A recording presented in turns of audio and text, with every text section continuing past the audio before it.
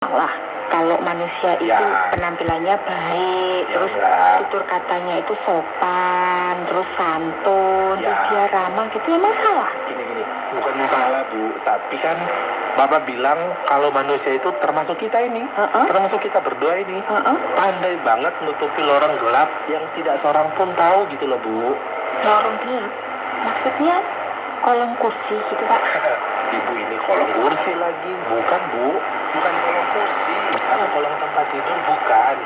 Nah, lorong gelap itu yang dipenuhi misteri itu adalah ini loh Bu, hati kita ini loh Bu, hati manusia. Walah, langsung aja Pak bilang hati manusia gitu loh. Pakai bahasa yang aneh-aneh lorong gelap. Kayak penyair aja. Loh, jangan salah Ibu. Begini, Bapak dulu waktu SMA ini juara loh Bu. Juara lomba puisi. Karena itu, Bapak sering pakai bahasa puisi. Jangan salah Ibu. Lupa ya, kalau Bapak jago berpuisi, ayo. Yalah, kalau yang itu ya nggak akan lupa Pak. Ngasih kertas. Tak pikir apa, isinya rayuan gombal lah Pak. Ibu masih ingat ya? Masih mantol ya? Ayo. Ya iyalah, masih loh. Nih, coba Bapak pernah kasih rayuan ke Ibu. Aduh, Bapak malu Bu. Coba dengerin Pak. Gimana? Ada rintik hujan yang jatuh di tanah pasir. Ada butir embun yang turun ke rumputan. Oh iya, betul. Adalah dirimu yang dia tahu bahwa cinta itu ada. Gombal. Iya tuh Pak. Ibu ini berarti ingatannya bagus banget loh. Iya, Masih ingat ya. loh. Jadi malu ini Bapak. Udah.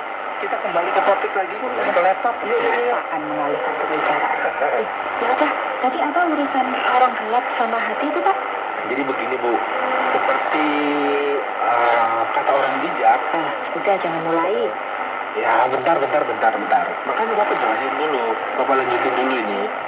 Seperti kata orang bijak, dalamnya laut dapat diukur, dalamnya hati siapa yang tahu. Pernah dengar kan Bu? Pernah sih. Jadi sekalipun laut itu sangat dalam, itu pun masih bisa diukur loh Bu.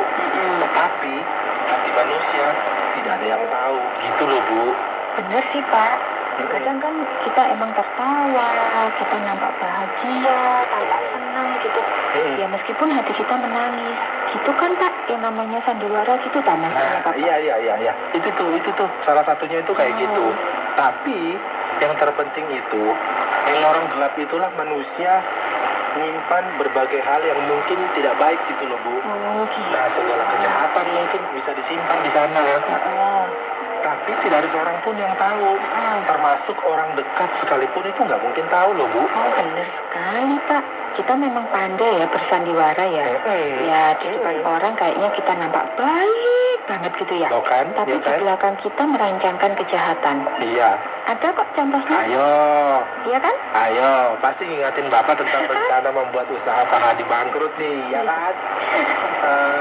Iya Pak. Kalau ketemu Pak Hadi, Bapak akan memberi salam, menyanjung. Padahal di balik semua itu, di lorong gelapnya ini Bu, hati Bapak itu menyimpan sejuta rencana jahat. Itu kayak gitu deh Bu. Tapi nggak hanya Bapak aja, Ibu juga pernah kok Pak. Iya, Sama Pak. aja. Ya, Itu waktu itu di depan hati kan Ibu nampak senyum, nyapa. Padahal di hati Ibu ini Pak, Iya sih, setengah betul. mati, jengkelnya setengah mati. Ternyata kita juga sama sih ya Pak ya. Nah itu yang Bapak maksud tadi. Setiap manusia itu pasti Bu punya lorong gelap di dalam hatinya. Dan pasti nggak ada seorang pun yang tahu. Itu sama kayak kotoran di bawah kursi tadi tuh loh Bu. Iya bener ya Pak ya. Kita kan nggak tahu. Iya. Tapi pas di center gitu, pas diterangi, langsung kelihatan semua kotorannya, ya nggak Bu? Ya benar sih Pak. Hal-hal kecil memang mengajarkan kita tentang kehidupan yang sesungguhnya sih Pak ya. Betul. Kita semua merasa bersih, kita merasa benar. Namun ketika hati kita diteropong, dikasih terang, udah kelihatan semua deh kejahatan kita. Nah, ya kan Pak? Betul, itu paham tuh. Itu yang Bapak maksud tadi lorong gelap di dalam hati manusia. Itu loh Bu. Bentar Pak. kalau di dunia nyata ini, kalau mau melihat apa yang ada di lorong gelap, kayak di bawah kursi atau di tempat tidur itu, kita bisa sih ya tadi nyenderin kolong kursi, gitu kan ya.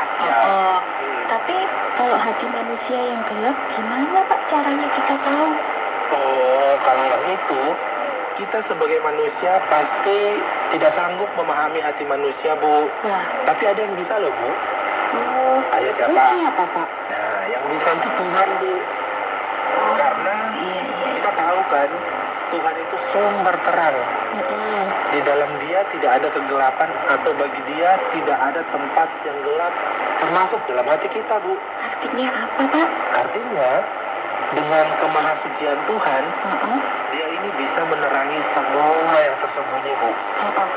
Itu tadi, termasuk sisi gelap dalam hati kita. Gitu ya Pak ya. Jadi simpelnya gini, Bapak bisa nutupi hati dari Ibu. Iya. Tetapi di hadapan Tuhan, demikian juga sebaliknya, Bu. Nggak bisa bohong ya Pak ya? Iya, benar. Nggak boleh. Nggak bisa, nggak kelihatan. Kok ya malu ya Pak kita ya Pak ya? Iya, tapi gini loh, Bu. Ada satu hal yang harus kita ingat sebagai manusia nih, Bu. Apa itu Pak? Tuhan itu menerangi atau menunjukkan kebobrokan kita, Bu. Itu sebenarnya bukan untuk mempermalukan kita. Jadi kita nggak perlu malu. Tetapi dia itu ingin kayak menuntun kita menjadi orang yang lebih baik gitu loh, Bu. Oh gitu.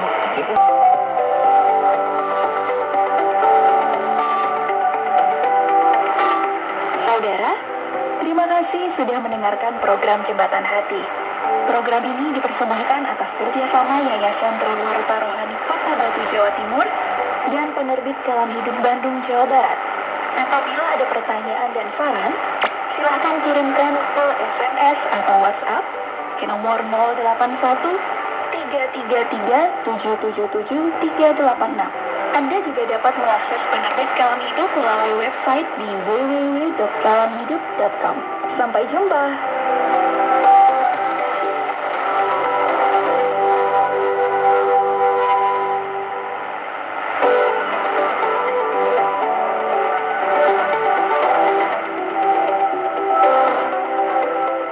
Halo sahabat, senang bisa kembali berjumpa dengan sahabat semuanya di hari ini. Dan dalam program Jembatan Hati kali ini masih bersama dengan saya Ferman Malanguna, menemani sahabat semua dengan topik kali ini yaitu terang menunjukkan dosa manusia. Mari kita simak bersama-sama.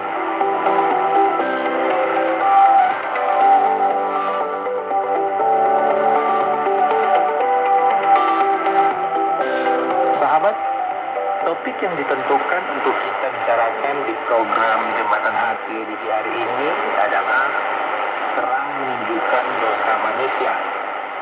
Dan kalau mendengar bunyi topik ini, entahlah setiap pendengar akan berpikir apa dan merasakan apa. Bisa saja topik ini menarik, tetapi bisa juga tidak menarik ya sahabat ya. Dan tidak merasa perlu untuk memahaminya. Tapi saya begitu yakin bagi kebanyakan orang topik ini cukup menarik dan cukup jelas juga pastinya artinya. Setiap kata pada topik ini secara langsung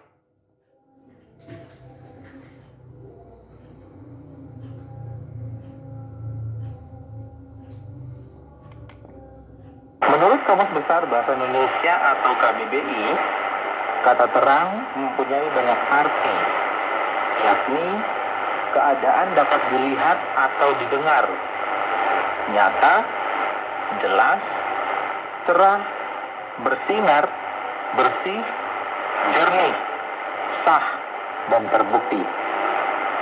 Ini berarti kata terang itu mempunyai arti yang bersifat konotatif atau bermakna tautan dan kiasan.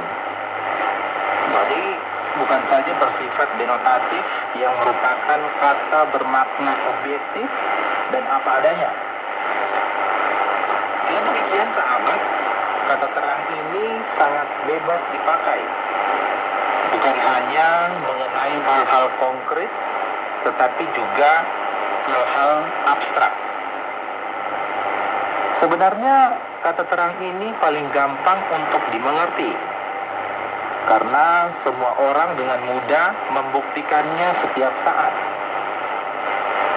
Setiap hari manusia melihat dengan mata kepala sendiri dan mengalami siang dan malam. Ini membuktikan dengan jelas perbedaan antara terang dan gelap. Semua objek benda mati dan benda hidup yang merupakan fakta-fakta empiris dapat dilihat dengan jelas di waktu siang, di mana terang itu bercahaya. Orang juga dapat melihat dan mengerti dengan jelas berbagai jenis benda yang ada dalam setiap ruang.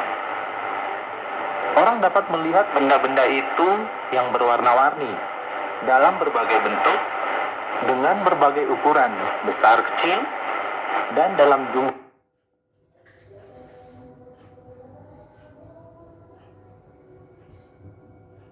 Dari situ kamu akan segera menemui seekor keledai berkilau tersambat dan anaknya ada di dekatnya. Lepaskanlah keledai itu dan bawa dua-duanya kepadaku. Dan jikalau ada orang yang menegur kamu, katakan, Tuhan memerlukannya, ia akan segera mengembalikannya. Hal itu terjadi supaya genaplah firman yang disampaikan oleh Nabi. Katakanlah kepada Putri Sion, lihatlah, rajamu datang kepadamu. Ia lemah lembut dan mengendari seekor keledai, Teman dan Yahuda. Maka pergilah mereka itu dan berbuat seperti yang ditugaskan Yesus kepada mereka. Mereka membawa keledai betina itu bersama anaknya, lalu menggelasinya dengan pakaian mereka, dan Yesus pun naik ke atasnya. Orang banyak yang sangat besar jumlahnya mengepalkan pakaiannya di jalan. Ada pula yang memotong ranting-ranting dari pohon-pohon dan menyebarkannya di jalan. Dan orang banyak berjalan di depan Yesus dan mengikutinya dari belakang, berserukannya, Hosana bagi anak Daud, diberkatilah dia yang datang dalam nama Tuhan. Hosana di tempat yang maha tinggi. Beberapa orang Farisi yang turut dengar orang banyak itu berkata kepada Yesus, Guru, tegurlah mereka murid-muridmu itu. Jawabnya, aku berkata kepadamu, jika mereka ini diam, maka batu ini akan berteriak. Dan ketika Yesus telah dekat dan melihat kota itu, ia menangis. Katanya, wahai, betapa baiknya jika pada hari ini juga engkau menuruti apa yang perlu untuk damai sejahtera. Tetapi sekarang hal itu tersembunyi bagi matamu, karena engkau tidak mengetahui saat bila mana Allah melewat. Dan ketika ia masuk ke Yerusalem, gempalah seluruh kota itu, dan orang berkata, siapakah orang ini? Dan banyak itu mencahut, inilah Nabi Yesus dari Nazaret di Galilea. Lalu Yesus masuk ke bait Allah dan mengusir semua orang yang berjual beli di halaman bait Allah, yang membalikkan meja-meja, menukarkan uang dengan bangku-bangku, pandang, mempati, dan berkata kepada mereka, ada tertulis, rumahku akan disebut rumah doa, tetapi kamu menjadikannya sarang penyamun. Maka datanglah orang-orang buta dan orang-orang timpang kepadanya dalam bait Allah itu, dan mereka disembuhkannya. Tetapi ketika imam-imam kepala dan ahli-ahli Taurat melihat mujizat-mujizat yang dibuatnya itu, dan anak-anak yang berseru dalam bait Allah, Hosana bagi anak Daud, hati mereka sangat jengkel. Mereka marah kerana Hosana berarti Allah menyelamatkan kita. Kata yang digunakan untuk memuji Allah saja. Lalu mereka berkata kepadanya, engkau dengar apa yang dikatakan oleh anak-anak ini? Kata Yesus kepada mereka, aku dengar. Belum pernah kamu baca dari mulut bayi-bayi dan anak-anak yang menyusup, engkau telah menyediakan puji-pujian. Imam-imam kepala dan ahli Taurat mendengar tentang peristiwa itu dan mereka berusaha untuk membinasakan dia. Sebab mereka takut kepadanya melihat orang banyak terkejut dan akan pengajarannya. Tetapi Yesus menjawab mereka, katanya, telah tiba saatnya anak manusia dimuliakan. Aku berkata kepadamu, sesungguhnya jikalau biji gandum tidak jatuh ke dalam tanah dan mati, ia tetap satu biji saja. Tetapi jika ia mati, akan menghasilkan banyak buah. Sekarang jiwaku terharu, dan apakah yang akan kukatakan? Bapa, selamatkanlah aku dari saat ini. Tidak, sebab untuk itulah aku datang ke dalam dunia saat ini. Bapa, muliakanlah namamu. Maka terdengarlah suara dari surga. Aku telah memuliakannya, dan aku akan memuliakannya lagi. Orang banyak berdiri di situ dan mendengar katanya, dan berkata bahwa itu bunyi guntur. Ada pula yang berkata, seorang malaikat telah berbicara dengan dia. Jawab Yesus, suara itu terdengar bukan oleh kerana aku, melainkan oleh kerana kamu. Sekarang berlangsung penghakiman atas dunia ini. Sekarang juga penguasa dunia ini akan dilemparkan keluar. Dan aku, apabila aku ditinggikan dari bumi, aku akan menarik semua orang datang kepadaku. Ini dikatakannya untuk menyatakan bagaimana cara ia mati. Yesus memasuki Yerusalem, menunggang ikut keledai jantan. Orang Yahudi memuji dan bersorak bagi dia, mahu dia menjadi raja mereka. Tetapi orang ramai tidak paham. Malah pengikut Yesus tidak tahu apa yang akan berlaku. Mereka berharap bahwa Yesus akan menyelamatkan orang Yahudi daripada kawalan musuh mereka. Tetapi itu saja sebab Yesus datang ke bumi.